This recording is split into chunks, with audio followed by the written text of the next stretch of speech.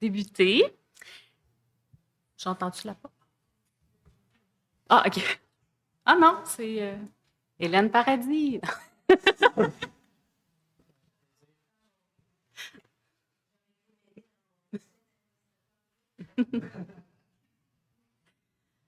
Alors, mesdames, messieurs, bonsoir. Bienvenue à cette rencontre d'information s'adressant aux propriétaires ainsi qu'aux commerçants de la phase 4 de la revitalisation du centre-ville. Mon nom est Sylviane Mayotte, directrice des communications.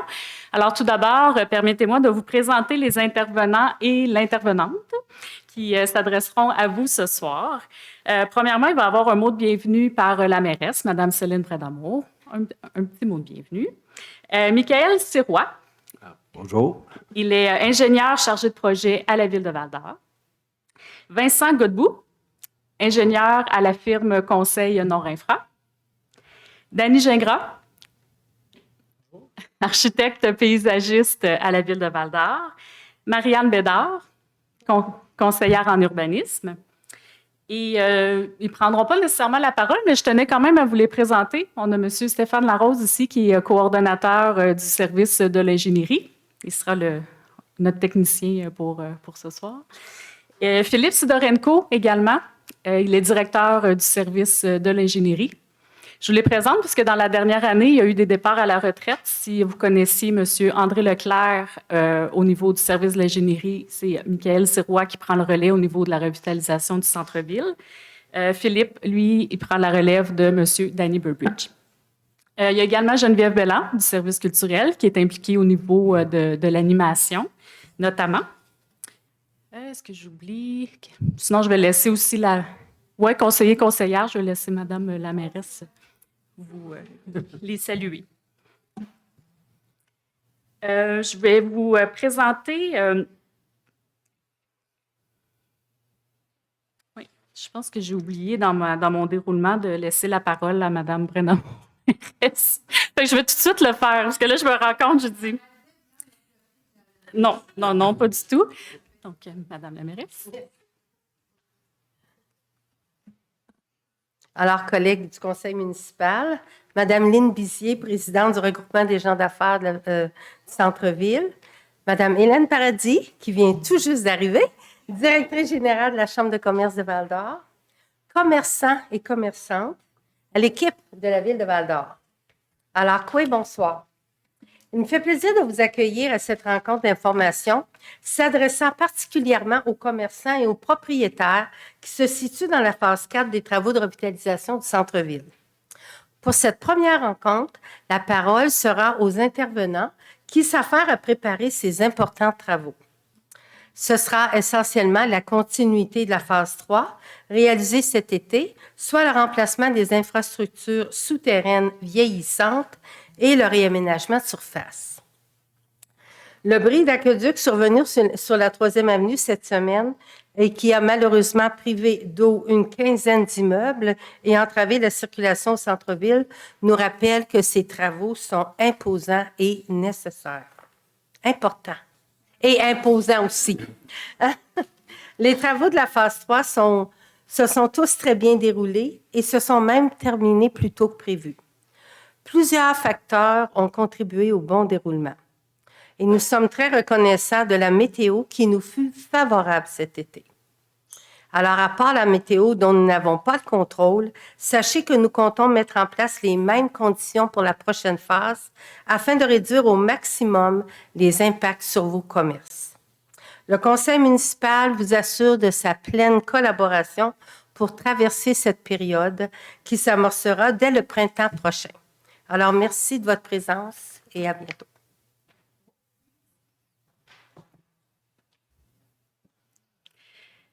Donc, brièvement, je vous explique le déroulement de la rencontre. Donc, il va y avoir l'explication des travaux par Michael, Vincent et Danny. Il sera aussi question de signalisation, de circulation et d'aménagement de surface. Marianne va présenter le programme d'aide à la revitalisation centre-ville. Et moi, je vais terminer avec un petit mot sur les communications. Et ce sera en conclusion, bien sûr, une période de questions et de suggestions, commentaires. La rencontre de ce soir est enregistrée via notre système de captation vidéo ici dans la salle. Alors, ça va permettre un visionnement en différé en ligne. Donc, dans quelques jours, la vidéo sera disponible sur notre site Web pour les personnes qui veulent le revoir ou qui n'ont pas pu être ici ce soir. Par conséquent, il va falloir porter une attention particulière à parler dans le micro parce que sinon, les prises de parole ne seront pas captées. Ce sera la même chose pour la période de questions. Là, j'ai un micro sans fil, donc on va essayer de faire circuler le micro. Et on prévoit terminer la rencontre là, au plus tard à 21 h. Alors, je laisse maintenant la parole à Michaël et à Vincent pour les explications des travaux. Et même chose, quand ce sera rendu le tour à Dany, n'hésitez pas. Ouais. Allez-y, je vous laisse aller. Merci. On va faire la pause.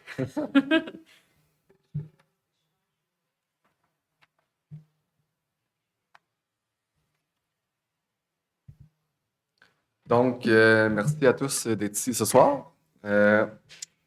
C'est moi qui vais vous présenter, qui va commencer la présentation. Donc, la zone visée pour cette année pour la phase 4, pour ceux qui le savent déjà, c'est de l'intersection 6e rue jusqu'à la 7e, où on a arrêté les travaux de la phase 3. Dans cette phase-là, tous les travaux qui sont effectués, c'est la réfection complète du réseau d'eau potable, la réfection complète du réseau d'égouts sanitaires, puis la mise en place d'un réseau d'égouts pluvial. On refait la réfection complète des branchements de services, aqueducs et d'égouts sanitaires pour chacun des bâtiments. On peut les voir un peu sur le plan. On fait la réfection complète de la structure de chaussée aussi, jusqu'en haut.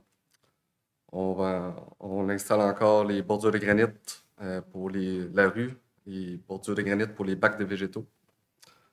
Il va y avoir des trottoirs de béton, la mise en place de pavés unis et aussi toute la réflexion complète du système d'éclairage de rue en ajoutant des orodateurs, des bollards lumineux, des nouveaux lampadaires, des nouveaux feux de circulation. Grosso modo, ça va ressembler beaucoup à la phase 3 au niveau aménagement et tout ça. Je vais laisser Dany l'expliquer. Puis plus tard dans la présentation, je vais aller plus en détail dans les travaux et les étapes à suivre. C'est tout? Ouais. Moi, je pensais que ça allait être plus long. Le micro, c'est-tu celui-là? Ah, OK. Bon, excusez-moi, je ne suis pas très habile devant un micro, alors ça se peut qu'on me reprenne pour la captation. Aménagement surface, je me demandais si Stéphane, on pourrait zoomer un peu sur le plan en haut, s'il vous plaît. Vous allez voir, ça ressemble à ce qu'on a vu précédemment, mais avec un peu plus de vie. On disait que les travaux allaient être entre la 6e et la 7e, qui est un peu plus à droite du plan. Vraiment, la limite des travaux est justement ici, en face de la banque CIBC et du TIC géant. Comme on disait, la géométrie est similaire à ce qui a été construit dans la phase 3. Vous avez aux intersections comme celle-là ici. Merci. Mon Dieu, on dirait que tu lis dans mes pensées. Des avancées de trottoirs affirmées avec des grands rayons pour ralentir la circulation, des traverses piétonnes avec des plaques podotactiles au sol. Ça, c'est les plaques plutôt couleur orangée au sol pour les gens avec des limitations fonctionnelles, là. Puis, vous avez aussi, à la place des intersections, vous avez le mobilier urbain. En gros, ça va être comme un peu un copier-coller à l'intersection où il y a le Max et le manoir. Si tu me permets de retourner en haut, pour vous expliquer un peu la configuration de la rue, vous avez les avancées de trottoirs aux extrémités. Vous avez le tronçon central qui, lui, comme la phase 3, est séparé en deux. En fait, vous avez la traverse piétonne, c'est une nouvelle traverse piétonne qui va être installée à la hauteur de la bijouterie L'Oracle, puis le Cain Lamarck et les avocats. Puis, vous avez, sinon, dans un sens vertical, la même organisation spatiale qui a été construite cet été, c'est-à-dire le long des bâtiments, vous avez le trottoir. Après ça, vous avez une bande de pavés qui est en alternance avec des lits de plantation. Bande de pavés, c'est là où on a les couleurs au sol. Puis après ça, vous avez un plus petit trottoir qui est justement un trottoir pour desservir les cases de stationnement.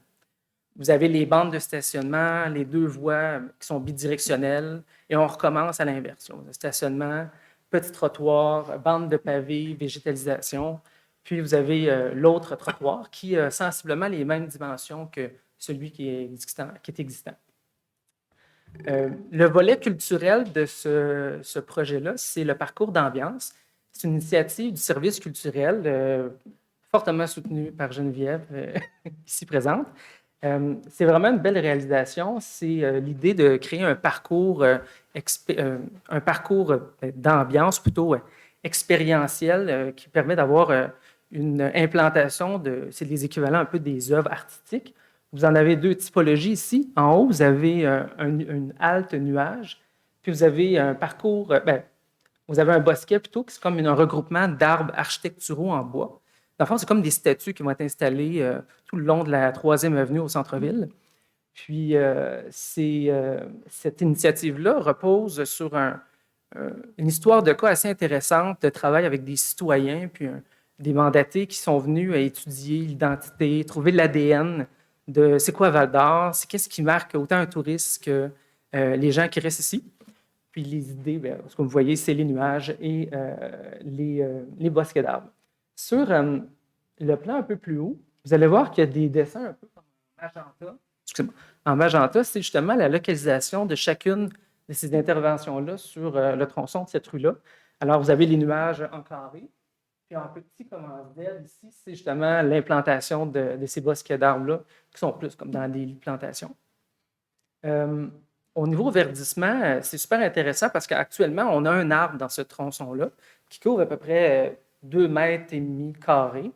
Puis là, avec la nouvelle proposition, on veut vraiment faire un grand pas en avant. On tombe environ 300 mètres carrés. Fait que je vous fais faire le calcul du pourcentage que ça représente. Puis avec des chiffres un peu plus parlants, on tombe de 1 arbre à 25 arbres dans ce tronçon-là, puis à peu près 700 petits végétaux qui vont être plantés dans ces lits de plantation-là. Ça, c'est notre effort justement pour contrer le réchauffement climatique, travailler pour les îlots de chaleur, la gestion des eaux pluviales, la biodiversité, augmenter l'attractivité du centre-ville pour amener les gens, pour les inscrire dans des parcours piétons. Puis, vous avez, pour terminer, une idée de la sélection végétale. Ça, c'est un extrait, en fait, qu'une bonne partie de ces espèces-là, c'est des espèces indigènes, parce qu'il faut réintroduire ces espèces-là. Il ne faut pas juste prendre des espèces horticoles qui demandent plus de soins. Ça supporte justement la biodiversité, mais vous avez aussi des floraisons allongées dans le temps. Ce n'est pas des espèces qui demandent énormément d'entretien, c'est comme on peut dire des power végétaux, si vous me permettez. Là. Puis d'ailleurs, on va sûrement vous revenir sur les activités de plantation qu'on est en planification, qui va être intéressant justement associé avec l'ouverture des nouveaux tronçons. C'est ça.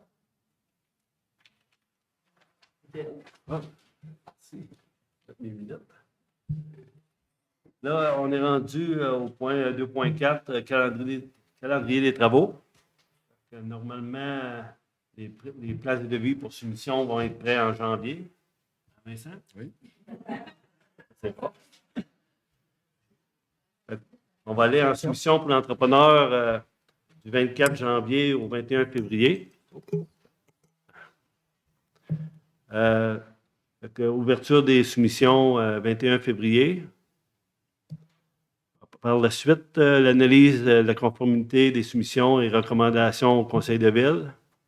On va avoir octroi par le Conseil de ville à l'Assemblée du 4 mars 2024. À partir de cette date, l'entrepreneur va être en mesure de commander ses matériaux. Les travaux préparatoires par la Ville de Val-d'Or.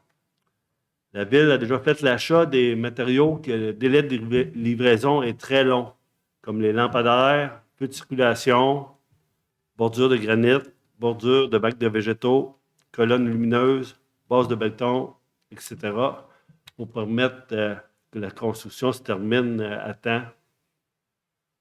Ensuite, la Ville a fait faire le sillage des trottoirs pour faciliter l'enlèvement au printemps, le bonheur au printemps. Et il y a une inspection qui a été faite dans vos commerces pour le raccordement temporaire en eau potable. Il y a un plombier qui est passé. Et puis par la suite, là, il va revenir dans vos commerces faire l'installation en janvier jusqu'en avril. Comme ça, vous allez être alimenté par l'arrière des bâtiments. Ça. Là, on va passer au point travaux préparatoires par les propriétaires. Normalement, vous avez reçu une lettre vous informant que ceux qui veulent étanchéiser leur fondation, vous pouviez le faire à l'été ou à l'automne 2023. En avril 2024, ça va être votre dernière chance de le faire avant que les travaux de l'entrepreneur général commencent. Mais normalement, il n'y en a presque pas. Les bâtiments sont en meilleures conditions que l'autre phase d'avant. Mais ça va être important là, de prendre un permis puis faire approuver votre plan de signalisation là, si vous avez des travaux d'étanchéisation à faire. Ensuite, ça serait à toi, Vincent. Travaux par l'entrepreneur général. Oui, exact. Les travaux par l'entrepreneur général. Donc, la période de travaux est prévue de commencer le 29 avril. Tu veux les photos? Oui. Le chantier il va durer pendant 22 semaines. Pendant 22 semaines, il va y avoir 7 étapes, différents travaux qui vont se réaliser pendant cette période-là. Je vais essayer d'en énumérer avec des photos pour vous expliquer un peu par rapport aux photos, tout ça, c'est la phase 3. Donc, vous montrer un peu l'envergure des chantiers. Je ne sais pas, peut-être qu'il y en a d'entre vous qui ont marché un peu le chantier cet été, là, mais c'est quand même des bonnes excavations. Puis, donc, je vais essayer de vous expliquer ça du mieux que je peux. Donc, la première étape, bien sûr, c'est la mise en place du réseau temporaire d'eau potable. Donc, la première étape, c'est l'entrepreneur va venir par la deuxième et la quatrième, mettre tout le réseau d'aqueduc temporaire raccordé avec les sorties que Michael a parlé, que le plombier a préparé cet hiver. On va faire le raccordement, on va faire les essais pour savoir si on peut, dans le fond, pouvez utiliser cette eau-là.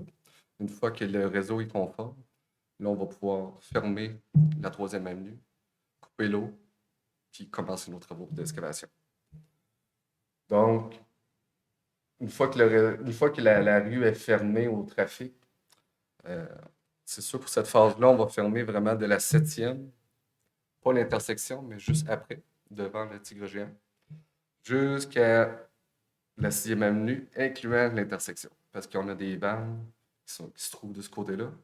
Donc, il faut fermer vraiment tout ce tronçon-là. Donc, la 6e intersection, 6e rue, sera fermée pendant toute la durée des travaux.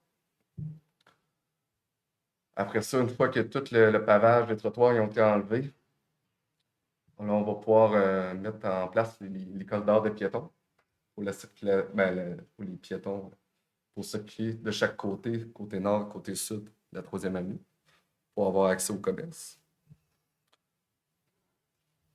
Ça, c'est bon. Il faut que je suive mon petit plan pour en sauter. Une fois que ça c'est fait, là, on va commencer les travaux d'excavation. Pour cette phase-ci, on va commencer les travaux d'excavation à partir de la 7e rue. Le pourquoi, c'est que ça, c'est le point bas. Quand on fait des travaux d'ingénierie en civil, on part toujours du point bas vers le point haut. Donc, là, c'est une photo plus Jean Coutu, fait que c'est plus intersection 7e, on a fait la phase 3, parce que c'était notre point bas. Donc, une fois qu'on va commencer, mais là, on va faire les 3 services, aqueduc, sanitaire, pluvial en même temps. L'envergure du trou, mettons, on peut dire, de l'excavation, ça va donner environ 30 mètres. Donc, vous pouvez vous imaginer environ un 30 mètres qui va suivre au fur et à mesure. Puis, pour éviter d'avoir un trou de cette profondeur-là trop grand, mettons. Donc, au fur et à mesure qu'on va avancer, mais l'entrepreneur va refermer l'excavation en arrière. Une fois que toutes les conduites souterraines sont installées, là, on peut faire le remblai jusqu'au niveau de l'infrastructure pour commencer l'installation des autres éléments comme les bases de béton pour les lampadaires, les feux de circulation, les colonnes lumineuses, les orodateurs. Donc, cette étape-là va suivre après. Une fois que les bases vont être installées, l'entrepreneur électrique va venir faire tous les conduits électriques. Prévoir les conduits pour faire toute l'alimentation électrique de ces éléments-là. Ensuite, il va y avoir aussi la mise en place du sol structural pour les futurs arbres. En gros, dans le fond, c'est un sol structural, c'est comme un espace disponible pour les racines de pouvoir se propager puis donner de l'espace aux racines puis à l'arbre de grandir. Donc, ce matériau-là permet de recouvrir puis de ne pas voir le bac comme tel, comme un pot de fleurs, il est comme souterrain. Toutes les phases, on a utilisé ce matériel-là pour les arbres. Puis à date, on a quand même un bon résultat. Après ça, on va tout faire le remblai de la structure de chaussée jusqu'au niveau pour pouvoir permettre l'installation des bordures de granit tout le long de la rue. Donc là, on peut voir des exemples d'installation de bordures de granit. Il va y avoir les bordures de granit de rue et celles pour les bacs de végétaux aussi en même temps. Une fois que ça c'est fait, on va pouvoir couler le béton pour les trottoirs. Les trottoirs, il y a une cure, on appelle ça une cure pour le mûrissement du béton. C'est une cure à l'eau. Donc, qu'est-ce qu'on fait une fois que le béton est coulé et assez rigide? On va étendre des géomembranes par-dessus. Des géotextiles, plus. Puis on va utiliser de l'eau pour garder le béton humide, pour avoir une meilleure cure. Donc, c'est pour ça que peut-être cet été, vous avez vu les membranes un peu déroulées sur les trottoirs. Et pour faire la cure, on appelle ça une cure humide pour le béton. Une fois que les membranes sont retirées, là, on peut redonner l'accès aux piétons directement sur le trottoir, parce que là, il est assez solide pour le passage des piétons. Rendu à cette étape-là, la circulation piétonne est beaucoup plus facile, parce que là, il n'y a plus d'excavation. Il n'y a plus d'excavation devant les commerces. Fait que le corridor, normalement, il est disponible là, de chaque côté. Une fois que le trottoir est terminé, c'est la mise en place du pavé uni, l'installation des lampadaires, les dorodateurs, tout ce qui est en surface. Après ça, on peut procéder au pavage. Le pavage des rues. Une fois que le pavage est mis en place, là, on peut faire toute la terre végétale, l'installation des végétaux. Dans ce cas-là, c'est tout dépendant des dates. Au printemps? Possiblement. OK. Dans le fond, ils vont être faits au printemps 2021. Exact.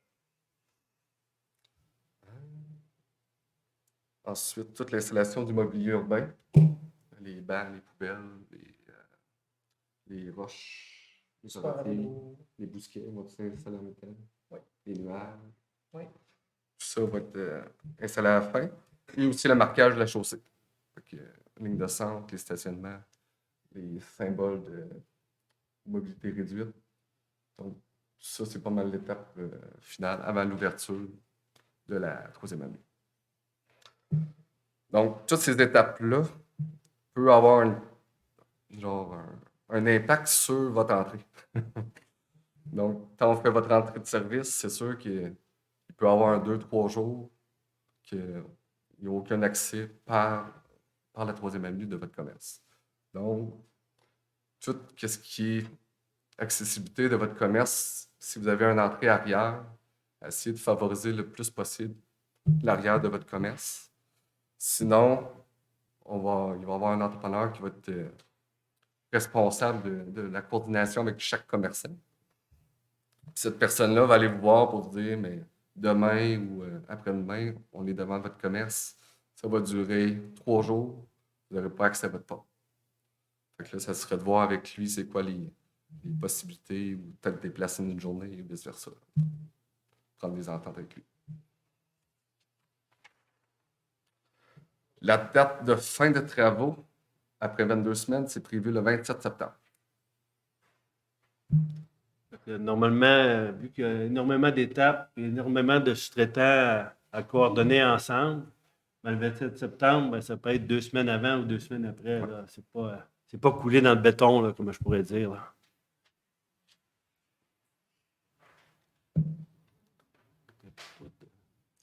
Donc, si je continue avec l'accessibilité des commerces, c'est ça, prévoir un accès arrière. Si vous pouvez dire à vos employés aussi de ne pas stationner près de, tu sais, dans le fond, les stationnements qui sont disponibles. C'est, j'en parle plus tard, mais on va. Ah, c'est tout ça qui. Je sais pas. Ah, non, c'est bon. Encore moi. C'est bon. C'est ça, il va y avoir les mises en place des corridors de piétons. Le stationnement, je vais y revenir plus tard. Au besoin, on peut faire aussi, il va y avoir peut-être la mise en place de passerelles de bois pour accéder à vos commerces. Comme je vous donne un exemple, quand on va être rendu au conduit électrique, l'excavation est peu profonde, donc on est capable d'aménager une passerelle temporaire le temps de passer les conduits en dessous. Mais encore là, c'est tout du cas par cas, selon le délai, et ainsi de suite. Mais l'idée, c'est que l'entrepreneur va faire le tour de chaque commerce pour vous informer le plus possible. Donc, n'hésitez pas de poser des questions, ainsi de suite. Excuse Vincent, là, je dirais les commerçants là, qui ont des belles entrées arrière, là, favorisez votre entrée à l'arrière. Elle ne sera jamais bloquée, puis ça ne mélangera pas le monde, vos clients, puis tout ça. Là, si vous dites ouvert en tout temps par l'arrière, puis accessible durant tout l'été par l'arrière. Parce qu'en avant, on va jouer un peu au yo-yo avec votre entrée en avant durant tout l'été. Là. Il va y avoir des périodes qui vont être ouvertes, d'autres périodes fermées. Si vous avez une belle entrée, là, favorisez cette entrée-là là, par l'arrière. Tu veux continuer? Ben, ça serait rendu à toi, Oh non. la signalisation. OK. Bon, on est rendu dans l'autre jour au point 3. Signalisation et circulation pendant les travaux. La circulation automobile, eh bien, ça va être fermé pendant toute la durée des travaux entre la 7e rue et la 6e rue. Ça va appartenir à l'entrepreneur pour ses travaux. Pour la livraison, ben, on favorise la livraison par le stationnement de la 4e avenue et la ruelle de la 2e avenue. Si vous avez une chance de prévoir des livraisons en dehors des heures d'achalandage, ça serait très bien. Là, si vous êtes capable de coordonner un peu quand votre livraison se fait, là, ça aiderait à la circulation et au stationnement. La ruelle de la 4e avenue est ouverte durant les travaux. Elle est plus accueillante, que je dirais, que celle-là qu'on avait en phase 3. Puis nous, de notre côté, on va vérifier si l'éclairage est suffisant dans la ruelle pour que le monde puisse accéder par l'arrière, que ça soit un peu plus invitant là, à passer par la ruelle que passer par la 3e avenue comme d'habitude. Stationnement, c'est tourne à toi. Ouais. Donc, il y a les stationnements qui vont être disponibles pendant les travaux, c'est bien sûr ceux sur la 4e avenue. On voit qu'il y a 44 espaces en haut. Pour la 2e avenue, on parle de 79 espaces. Sinon, c'est sûr qu'il y a tous les stationnements de la 2e et la 4e aussi. Le point que je parlais tantôt, c'est essayer de dire à vos employés peut-être de ne pas stationner à côté de votre porte, sur la 4e ou la 2e, peu importe, pour permettre à votre clientèle d'accéder plus facilement à vos commerces. Si vos employés se partent plus loin, ça va libérer des espaces, puis peut-être plus favoriser l'achalandage de ces stationnements-là, surtout si vous avez une belle accès arrière, ça va être plus invitant. Dans le fond, le message avait été passé l'année passée, dans la phase 3, puis je pense que ça avait bien été, puis ça avait bien été reçu aussi par les employés. Je pense qu'il n'y a pas personne qui s'est opposé à ça. Par la suite, au niveau des piétons, comme je disais tantôt, il va y avoir la mise en place de corridors de piétons du côté nord et du côté sud de la 3e avenue pendant les travaux. C'est sûr qu'à certains moments, ces corridors-là vont être coupés pour justement comme. Ça, c'est les corridors qui sont bien installés. Une fois qu'on fait un branchement de service, c'est sûr que le corridor il va être comme coupé le temps de faire les travaux. On ne va pas passer par-dessus l'escalation. Donc, c'est sûr que ce corridor-là va évoluer dans le temps, comme Michael disait. Le yo-yo, c'est ça un peu. Quand la tranchée va avancer, Mais le corridor, il va suivre, mais ça se peut qu'il va être coupé plus loin. Fait qu'à tous les jours, il va y avoir comme une évolution de ce corridor-là. La clientèle, les personnes qui vont pouvoir accéder à la troisième année, ça va être par la 7e ou la 6e. On n'aura pas de corridor central qui va être disponible un peu comme la phase 3 avec la place du mai, que les gens pouvaient traverser au milieu. Là, dans cette phase-là, c'est trop difficile. Donc, on va falloir vraiment faire le tour pour faire la 6e ou la 7e.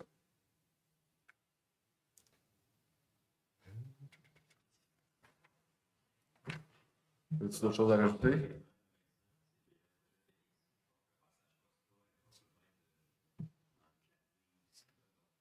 Exact. Le passage Costa. Je sais pas si le monde sait c'est où le passage Costa. Dans le fond, c'est un peu ici. Présentement, je pense que le bâtiment est super. Je pense. Le bâtiment il est brûlé. Donc, le corridor ici, d'après nous, il ne sera pas accessible ou aménagé pour pouvoir circuler. Donc, pour le moment, on est mieux pour le considérer comme dans les options de circulation.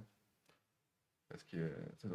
Ben, ça va dépendre des travaux de reconstruction de l'immeuble qui était là. On ne prenait pas tous les détails de quand ils vont le construire. Puis, il y a des fortes possibilités là, qu'il ne soit pas accessible là, à cause de la construction de ce bâtiment-là, là, finalement.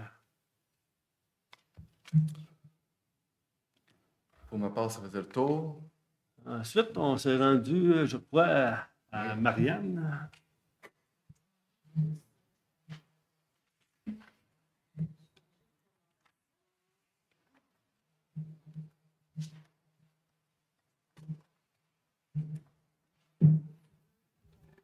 Oui, s'il vous plaît. Merci.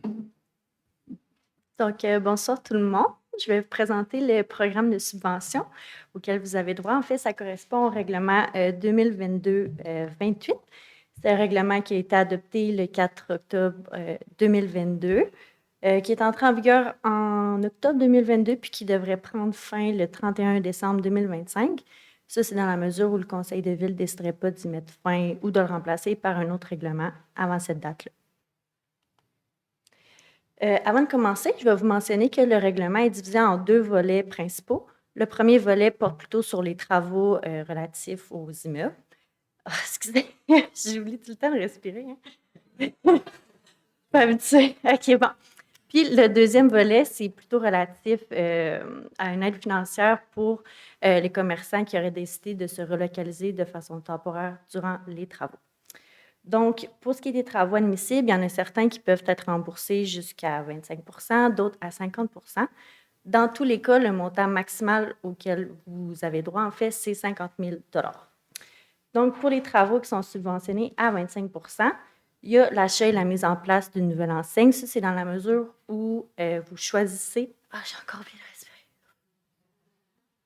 Je vais en sortir, je m'excuse. Ça, c'est dans la mesure où vous choisissez d'aménager un autre accès à votre bâtiment par l'arrière ou par les côtés pour desservir votre commerce durant les travaux.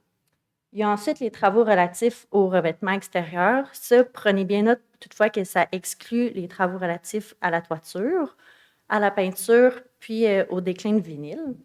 Il y a ensuite la construction d'un nouvel immeuble à usage commercial ou mixte.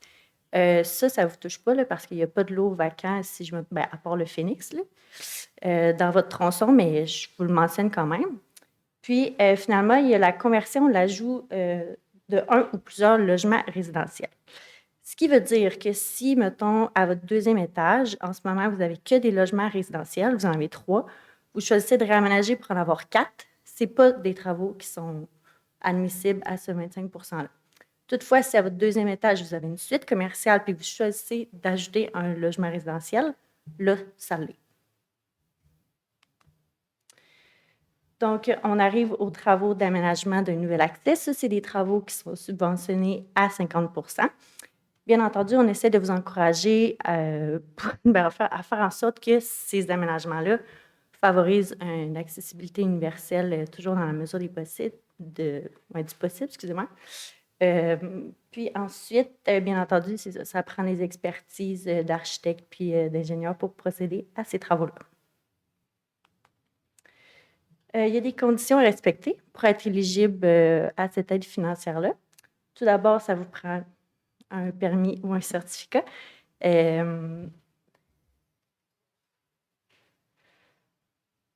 OK, oui, excusez-moi. Ça vous prend un permis ou un certificat qui doit être émis, bien entendu, avant le début des travaux. Ensuite, après l'obtention de votre permis, vous devez aviser la personne qui vous a remis votre permis de construction 48 heures avant de débuter les travaux pour que la personne puisse se rendre sur place, prendre des photos de l'état initial avant le début des travaux. Ensuite, vous devez vous assurer tout simplement de réaliser les travaux de manière conforme à ce qui a été fait mention dans votre permis. Si jamais il y a des changements de plan, faites juste aviser votre inspecteur ou votre inspectrice. Ensuite, quand vous avez terminé vos travaux, l'inspecteur ou l'inspectrice, vous devez l'aviser pour qu'elle puisse aller constater les travaux qui ont été faits sur place et justement s'assurer que tout a été fait en conformité. Ensuite, vous devez nous apporter vos factures et les factures relatives aux matériaux. Ça, c'est des factures qui, la date en fait de l'émission doit avoir été émise après l'obtention du permis. Puis, pour ce qui est des factures relatives à une expertise pour des architectes ou des ingénieurs, ces factures-là doivent avoir une date comme émise avant l'obtention de votre permis. Ensuite, il y a des travaux qui sont non admissibles, donc des travaux de décontamination. Si jamais vous avez à faire des excavations, vous tombez sur des sols contaminés, ce n'est pas admissible à un programme de subvention. Comme je l'ai mentionné, les travaux de peinture et autres enduits. Il y a les travaux relatifs à la toiture de clean vinyl. Bon, on tourne dans le deuxième volet, qui est l'aide à la relocalisation. Ça, c'est le calcul qui nous permet de déterminer en fait c'est quoi la somme à laquelle vous aurez droit. Mais vu que ça dépend des surfaces de plancher, des usages et tout, je ne vais pas entrer en détail, mais juste pour vous faire mention du petit calcul. C'est ça que je viens de dire. Ça dépend de votre type d'usage et tout. Pour ce qui est du premier versement, si vous décidez de vous relocaliser, comme là, tantôt, on a mentionné que les travaux débutent le 29 avril. Oui. Fait que si on commence le 29 avril, vous auriez droit à 2 semaines avant cette date-là pour la location d'un autre local qui sera admissible au remboursement. Puis, vous aurez aussi droit à 1 semaine suivant la date officielle de la fin des travaux. Donc, c'est cette période-là qui sera admissible à un remboursement. Pour ce qui est du petit paragraphe ici, travaux extérieurs, dans le fond, tout ce que ça dit, c'est que si vous choisissez d'obtenir une subvention dans le volet 1, bien, vous ne pouvez pas être admissible au volet 2. C'est tout ce que ça dit. Puis, pour ce qui est du remboursement, dans le fond, c'est juste que s'il s'avère que vous faites une demande pour la relocalisation temporaire, puis que vous ne regagnez pas votre local 45 jours après la fin des travaux, en fait, la date officielle de fermeture du chantier, vous allez devoir rembourser les sommes obtenues à la ville.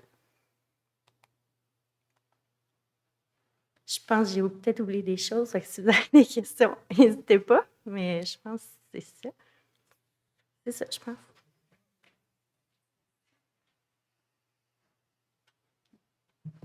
Merci beaucoup, Marianne. Alors, je vais juste me retrouver dans mes notes. Avant de passer à la période de questions, je vais vous faire un petit bout sur les communications pendant les travaux. Alors, on en a fait mention pendant la présentation. Au niveau du chantier, le chargé de projet de la Ville de Val-d'Or, c'est Michael Sirois. Donc, ce sera le contact principal pour l'entrepreneur, mais aussi pour nous au service des communications.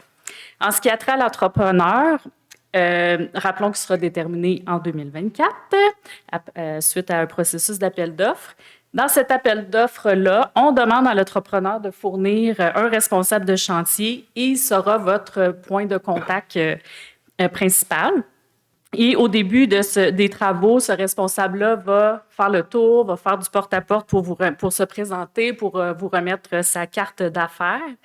Et ce sera lui, par exemple, là, tel qu'il a été mentionné, qui va vous faire le suivi s'il y a des entraves particulières devant votre commerce et prendre des ententes. Et ce sera avec lui que vous pourrez coordonner certaines situations. Et nous prévoyons d'ailleurs faire une deuxième rencontre en avril. La date est à déterminer. Et à cette rencontre-là, il va y avoir la présence de l'entrepreneur et on va vous présenter cette personne-là. Au niveau des services des communications, pour les 3 autres phases, pour les 3 autres phases, ça nous a permis de voir que le courriel, c'était vraiment la façon la plus efficace de vous joindre.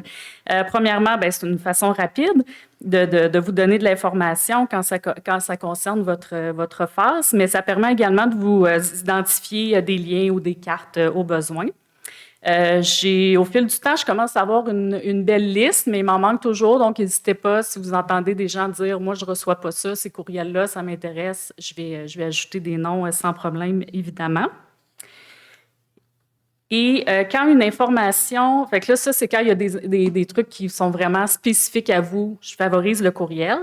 Quand une information concerne la population en général, bien là, on passe par les outils de la ville. Il y a différents outils, Facebook, Instagram, site web. On a un système d'alerte citoyenne dont il faut être inscrit pour recevoir ces alertes-là. On a le bulletin municipal qui est distribué dans le journal Le Citoyen à chaque mois. On a une infolettre également. Et on prévoit aussi, de façon plus générale, une autre campagne médiatique pour inviter la population à continuer à venir au centre-ville. Si vous vous rappelez, dans les phases précédentes, la phase 1, on a eu la campagne « On est toujours là ». On était plus en temps de pandémie. Et ensuite, pour la phase 2, c'était le fameux rigodon. Et après ça, l'année passée, pas l'année passée, cette année, on a exploité le thème du spectacle déambulatoire des pirates. Alors, c'est une campagne qui est déployée surtout sur les médias locaux. Et on a également lancé cette année le mouvement Les Avenues de la Troie, qui a pour but de mettre de l'avant des messages positifs autour du centre-ville. Et c'est sûr qu'on fait un lien avec les travaux. Et les initiatives ils vont se poursuivre l'année prochaine. D'ailleurs, il y a une programmation d'animation, d'activités qui est présentement en préparation. On avait présenté au mois d'avril à notre deuxième rencontre la programmation. On verra si c'est possible encore de le faire, mais moyen. Donc, on va vous en donner plus à cette rencontre-là. Donc, oui, finalement, je voulais juste dire que pour la prochaine phase, pour la phase 4, on souhaite améliorer l'affichage sur place, notamment au niveau des panneaux de signalisation, mais plus des panneaux d'information. On avait tenté des plans de localisation pour indiquer les stationnements, la façon de circuler. On va s'adapter surtout au niveau dans le secteur où est-ce que c'est circulation locale pour que ça soit plus clair, parce qu'il y a une signalisation normée qu'on n'a pas le choix de mettre. Il faut les mettre, les barrières avec signalisation locale et tout ça. Et on va essayer, dans la mesure du possible, de bonifier cet affichage-là pour que les gens puissent s'habituer plus rapidement, parce que ça a été un peu long là, cette année, à ce que les gens comprennent qu'on pouvait aller dans la prochaine phase, en fait. Fait que là, c'est en fait la phase 5 qui va être affectée par ce genre de circulation-là. Donc, les stationnements sont toujours disponibles. Il y a une virée en U au bout.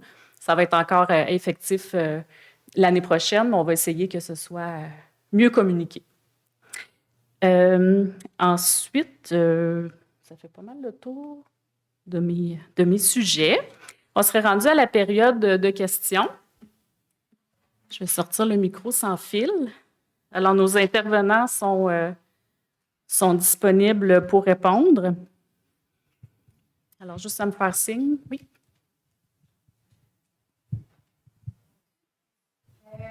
Moi, j'ai beaucoup de patients en fauteuil roulant. Je suis consciente qu'on peut se présenter à un rendez-vous probablement. Mais mes rendez-vous sont 3-4 mois d'avance. Pour avoir une idée, est-ce que je les cible le tour sur mon docteur, puis je leur dis que c'est impossible de venir me voir parce que mon accès à l'arrière, en fait, il y a des escaliers, ils ne peuvent pas passer par là. Je présume qu'ils ne peuvent pas vraiment rouler dans la... Je ne sais pas à quel point c'est dur. Il y a des rampes de bois, mais c'est vraiment pour la porte, c'est pas le trottoir qui a des rampes de bois. Non, c'est ça. Ce ne sont pas des accès faciles pour les des chaises roulantes. C'est vraiment avril à septembre. Non, mais le trottoir, il va arriver dans le mois d'août. Que lorsque le trottoir est coulé et est dur, vous allez avoir accès par l'avant. Là. Il va y avoir des. Comme on a vu ces photos, là, il va y avoir la clôture chantier.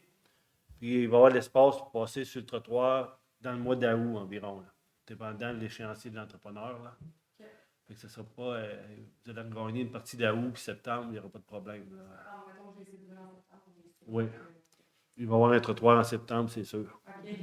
Mais avec le calendrier des travaux de l'entrepreneur, juste finir, le calendrier des travaux de l'entrepreneur va plus savoir c'est quand le trottoir, quelle date qui va être fait.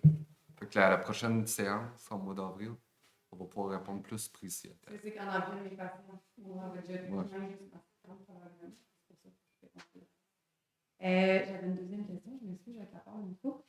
Dans une des rencontres, on avait parlé d'affichage temporaire, on avait une subvention, je pense, pour ça. C'est pour parce que je suis déjà en train de commencer à préparer les affiches. Si je mets des affiches en arrière quand on a fait là, tout ça, est-ce que vous avez une subvention pour ça ou c'est la Peut-être plus du côté à Marianne, les subventions. Oui, mais je me souviens pas c'était quoi qui avait été déterminé précisément si c'était subventionné ou pas. OK. Fait que je préfère prendre le temps d'aller vérifier mon information, puis tantôt, au pire, je pourrais prendre vos coordonnées puis vous revenir avec ça. En fait, c'est plus parce qu'on parlait de garder les factures, la facture de Ouais. Mais tant que je fais faire les affiches, je ne sais pas en mars parce que c'est là qu'ils vont le faire, mais ça va être juste en mai qu'ils vont s'installer, par exemple. Puis là, ma facture date de mars. C'est un peu ce côté-là. Pour ce qui est de l'affichage, ça, je pense que c'est correct. Là, on peut s'arranger avec ça. C'est plus vraiment pour les travaux de rénovation d'un immeuble, vu que c'est vraiment de substantiel. Là. Mais pour ce qui est de l'affichage, il n'y aura pas de problème pour ça. Au niveau de l'affichage, je ne sais pas si vous avez remarqué, mais l'année passée, on avait quelques coroplasts avec des noms de commerce et des flèches. Donc, ça sera répété aussi cette année dans les stationnements arrière. Il y avait d'autres questions?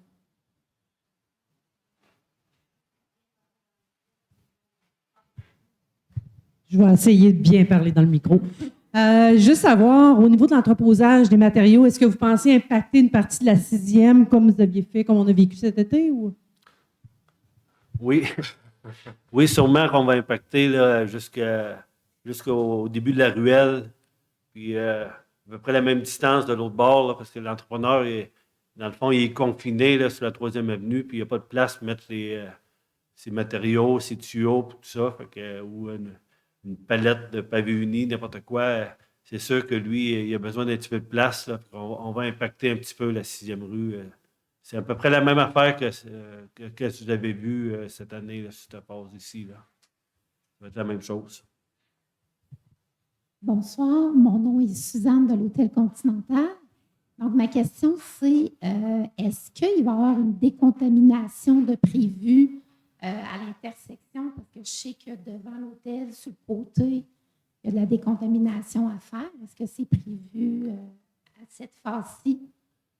Nous, on décontamine seulement la rue où est-ce qu'on escave. Là. Oui. Puis on vient juste de faire les forages là, pour essayer de délimiter la zone de contamination. Là. Puis pour l'instant, là, elle se trouve peut-être juste sous nos travaux. Fait que ça se peut qu'on n'y touche même pas. Là. C'est l'information que j'ai, mais je n'ai pas le rapport encore officiellement en main. Mais ça se peut que nos travaux passent juste en haut de la contamination. Puis si on en trouve, bien, on a une procédure de déjà tout établie. On la sort, puis on l'entrepose de quelque part, puis on la teste, puis après ça, avec les résultats, puis on la dispose dans un site autorisé, puis on est obligé de faire affaire aussi avec Trace Québec, qui suit le camion partout, puis c'est toute une grosse procédure, mais on l'a fait pour la phase 3, puis si on en trouve, on va le refaire pour la phase 4. C'est bon comme ça? Nous, on se demandait s'il y avait moyen d'arrimer une entrée adaptée pour mettre de façon permanente devant le 888. Nous, on a peu un 10 pouces de différence avec le transport. On n'a pas du tout par en avant. Fait que, je pense que ça a été fait à la mousse d'arrimer un peu pour une rampe d'accès dans un espace de trait. Je ne sais pas si c'est possible. Là, présentement, je ne l'ai pas en tête, là, mettons, l'aménagement, mais je pourrais pencher un peu plus sur la question, voir comment c'est fait, puis voir qu'est-ce qu'on peut faire. J'avais la même question. Est-ce que vous êtes l'optométriste? Oui, hein? Bon, c'est ça, parce que moi, je suis fourrure-grenier. Il y a l'optométriste, puis en nos deux, il y a l'image. Puis c'est la même chose, c'est on est à côté sur le trottoir, je pense même qu'on embarque un petit peu, les bâtisses. C'est impossible de faire des entrées adaptées pour les personnes à mobilité réduite. Puis, je me disais, j'avais pensé à ça, je me disais, avec les trottoirs plus larges, il y aurait-il moyen peut-être de partir un trottoir de plus loin, qui passe, puis qui continue, puis dans le fond, les clients, ils pourraient monter la petite marche, puis être au niveau, ou utiliser le fauteuil, puis je ne sais pas jusque-où, j'aimerais regarder. J'avais déjà regardé pour Barrault, pour en faire un, je sais que ça prend quand même une bonne distance pour réussir à faire ça, là. Je ne sais pas, peut-être que ça serait évalué. Bien, en réalité, je sais qu'on ne l'a pas fait là, pour la phase 3. Puis je ne penserais pas qu'on va le faire non plus, qu'on va aller empiéter sur le trottoir, puis sur le corridor pour circuler, là, pour faire les rampes, à même les aménagements. Là, je ne penserais pas que ça va arriver. Là. La meilleure solution, c'est de transformer votre commerce, là, si vous êtes capable. Là. Et je ne penserais pas que ça va arriver. On peut la regarder, là, moi et Vincent, là, mais je n'ai pas. Moi, j'ai pas beaucoup d'espoir dans ce sens-là. Là.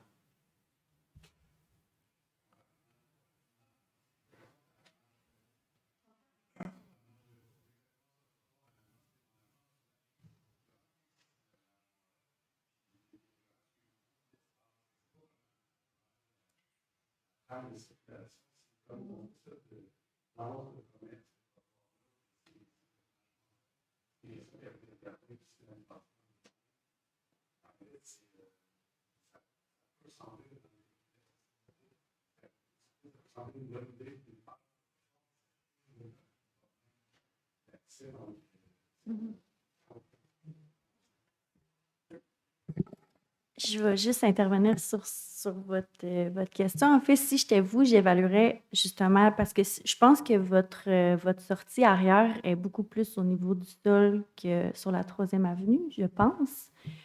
Fait que ce serait peut-être... ouais. Mais en même temps, si vous partez de moins haut à l'extérieur, peut-être que les compensations au niveau de l'intérieur seraient moindres par rapport à l'aménagement à l'avant. Ce serait peut-être... Oui, je comprends, mais bref, ça vaut peut-être la peine.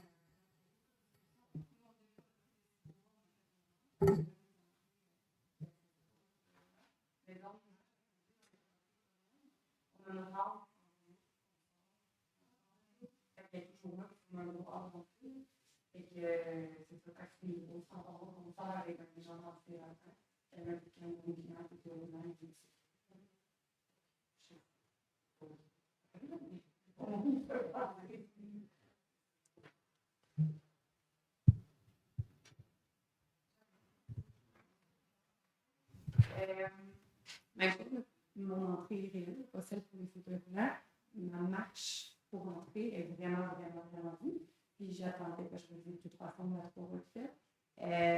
Est-ce que, dans le fond, c'est mieux que j'attende que la tour soit faite pour pouvoir faire cette marche-là par un autre entrepreneur, ou c'est mieux de la faire avant les travaux comme on en ville, de commencer à penser à faire ça? Parce que je veux dire, mais... La marche est en dehors de votre commerce? Exact. C'est vraiment mon entrée est comme ça, que j'ai une marche. Puis après, c'est ça, je retourne tout de suite. Fait que si vous allez jouer là, si vous avez un peu de défort à la marche, je vais faire. Elle est maganée, mais on va la maganer nous autres aussi, puis probablement qu'on va vouloir faire la marche. Là. OK. C'est quoi votre...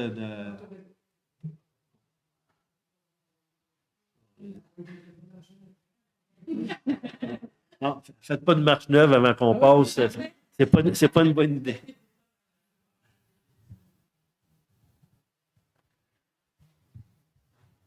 Dans le fond, pas mal toutes mes questions ont été répondues, mais j'en aurais peut-être deux. La rue, là, que ça va être accès limité, rue barrée, puis circulation locale. Comme vous disiez, vous allez peut-être mettre, je ne sais pas, l'affichage différent. Mais comme je parlais tantôt avec Benjamin, j'ai dit, je sais que vous êtes obligé de les mettre, là, ces affiches-là. Puis pour que les gens comprennent bien, ça a l'air niaiseux, mais peut-être juste un gros coroplace, puis c'est marqué accès aux clients, bienvenue à tous, noir sur blanc, tout simplement. Fait qu'ils vont comme arrêter d'appeler et dire c'est par où je passe pour aller à ton commerce. Cette année, ça ne nous touchera pas, mais je sais que ça va toucher l'autre bout. Là. Ça, je trouvais que c'était important. L'autre question que je me posais, à l'entrée, mettons, de la 6e cette année, ça va être comme ça aussi à l'autre bout. Il y avait comme des gros blocs de béton, comme aux deux extrémités. En plus des pancartes, il y avait des blocs de béton, puis ça faisait comme oh my God, il ne faut pas rentrer là, c'est dangereux. Mais pourtant, c'était juste comme une circulation locale. Je me posais la question des blocs de béton. Peut-être que ça n'a pas rapport. Là, mais... Il y avait des blocs de béton sur les affiches 4x8 là, pour les tenir en place. Là. Okay. C'est sûr que vous ne cacherez pas le centre-ville, c'est un peu difficile. Puis l'entrepreneur, lui, chaque lundi matin, il fallait qu'il relève toutes ses clôtures de chantier. Puis, on ne voulait pas que les chloroplasts non plus, ils tombent à terre, puis qu'ils se brisent, puis tout ça. C'était pour les tenir de façon extrêmement solide, là, les blocs de béton, pour pas que les chloroplasts se ramassent à terre. Là. C'est ma question. Dernière question, l'électricité est où? Dans les poteaux de la 3e? Je sais qu'il y avait comme de l'électricité accessible quand il y a des activités. Puis il est supposé en avoir aussi dans l'autre section. Puis je n'ai pas eu de réponse. C'est où? Comment on peut y accéder et à qui on s'adresse? Pour les activités, c'est qui prend ça à la ville? Faire une demande. Si vous avez une activité à Blédis à 3e avenue, il faut faire une demande. Ça doit être au permis, je dirais. À partir de là, eux, ils vont dispatcher l'information. Puis moi, je vais la recevoir sur mon bureau, là, c'est sûr. Mais moi, si c'est prévu pour la prochaine, puis celle qui est là présentement, c'est à qui qu'on s'adresse? OK. Quand j'avais essayé, mais j'avais pas. Parfait. J'ai dit peut-être que. OK. Si je peux partiellement répondre à cette question-là, pour la phase 4, il y a un lien entre le parcours d'ambiance puis le service d'électricité. C'est qu'on va rajouter des branchements pour certains de ces installations-là pour venir justement les éclairer le soir, ou peut-être que le concepteur va décider de mettre de la musique ou autre. Là, il peut y avoir ça. Donc, si on pourrait peut-être, après la rencontre, regarder le plan, me dire c'est quel commerce vous êtes, puis déjà, on peut prendre des notes puis être un peu plus facilitant sur ça. Oui, bien, c'est plus comme quand on fait des activités, mettons, au centre-ville, puis j'ai comme des jeux gonflables qu'il faut que je fasse le tour des commerces pour essayer de trouver de l'électricité dans les commerces. Puis on m'avait dit qu'il y en avait comme à l'extérieur. Quand je me posais la question s'il était pour en avoir aussi dans la prochaine. Puis j'avais parlé de l'eau aussi, mais ça, j'ai pas eu de comeback. J'en ai entendu avant la rencontre. C'est un excellent point, puis je vais évaluer ça pour positionner certains points d'eau. Merci. Dans la phase 3, il y a 8 boîtiers de contrôle pour les rapports d'ambiance qui ont été installés. Puis il y a du courant électrique dans la production. Donc, il y a des endroits où c'est ici l'équipement. Si à l'intérieur de ces boîtes-là, on va pouvoir brancher des jeux gonflables. C'est des boîtes grises, là. C'est ça. Ou autre. Je pense que ça va être la même chose.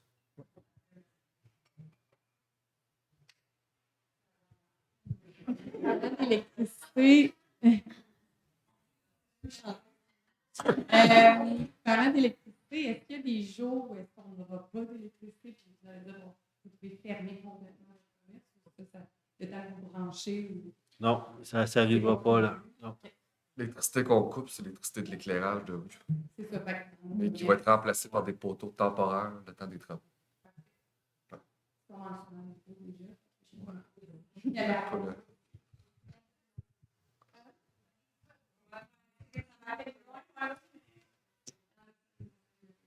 J'ai 2 locataires qui habitent au 2e étage, que leur sortie, la seule sortie qu'ils ont, c'est par en avant.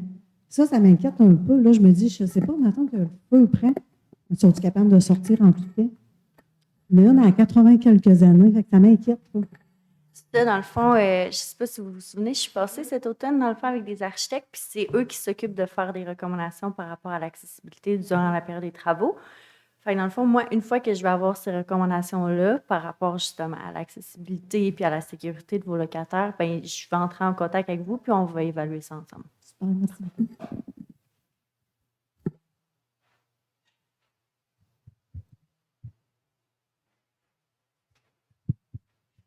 Bonsoir. Il y a 2 ans, on avait fait le projet de mural avec le titre géant, les 3 murs. Puis on avait enlevé plusieurs boîtes à fleurs. Puis le passage Costa était devenu comme moitié gravelle, moitié pavé uni. Puis j'avais demandé l'information par rapport aux travaux. On m'a toujours dit la phase 4, ça va être fait. Mais là, je comprends qu'on passe notre tour, le passage Costa.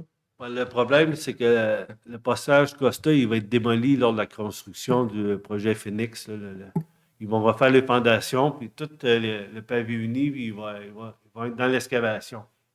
Fait qu'à partir de là, un coup qu'eux vont avoir fini le travaux, ben, on va lui demander de remonter ça jusqu'en haut, puis probablement que la ville, elle va refaire un pavé uni dans le passage Costa neuf. Mais on n'en mettra pas un avant que les travaux se fassent parce qu'il va se faire démolir dans le fond. On a-tu des dates pour ça? Parce que moi, j'ai mon quai de réception dans le passage Costa. Vous êtes TGR. Ben, c'est surtout en tout cas, la partie qui n'est pas adjacente à votre commerce, mais à un moment donné, ça va vous impacter. Il faut coordonner avec l'entrepreneur. On va le mettre en contact avec vous pour que vos livraisons puissent se faire. Mettons, si vos livraisons sont à 8 heures le matin, bien, on va l'aviser. De 8 à 9, il faut qu'il y ait un passage. Là. Mais à un moment donné, je pense que ça va être dur de passer tout dépendant des travaux. Je n'ai pas les plans encore en main là, du bâtiment qui s'en vient. Là. Je ne peux pas vous donner toute l'information, mais il va y avoir une coordination à faire avec vous, c'est sûr. Là.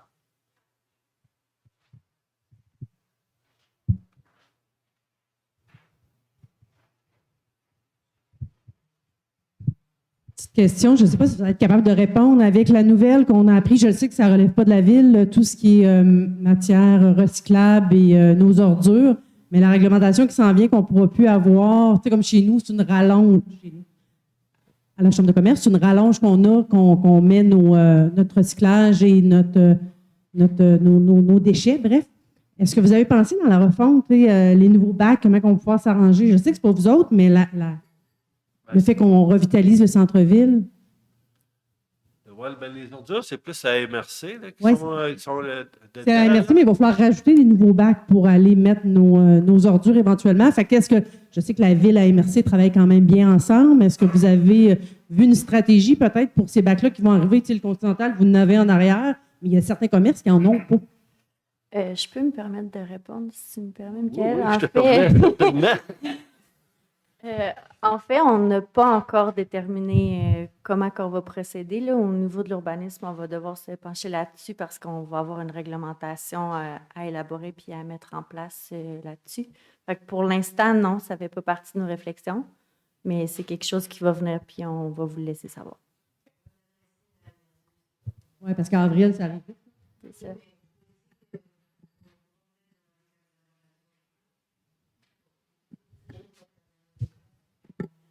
On a le pied pesant, là, merci. Là.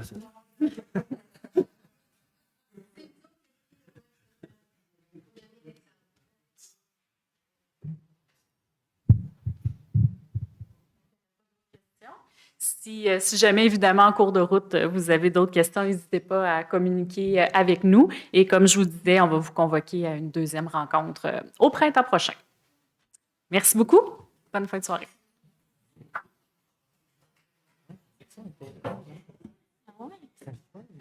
Ça fait des marqueurs de relation. C'est comme tu l'as dit, oh mon Dieu, je vais respirer, ça nous a comme. Ça avait l'air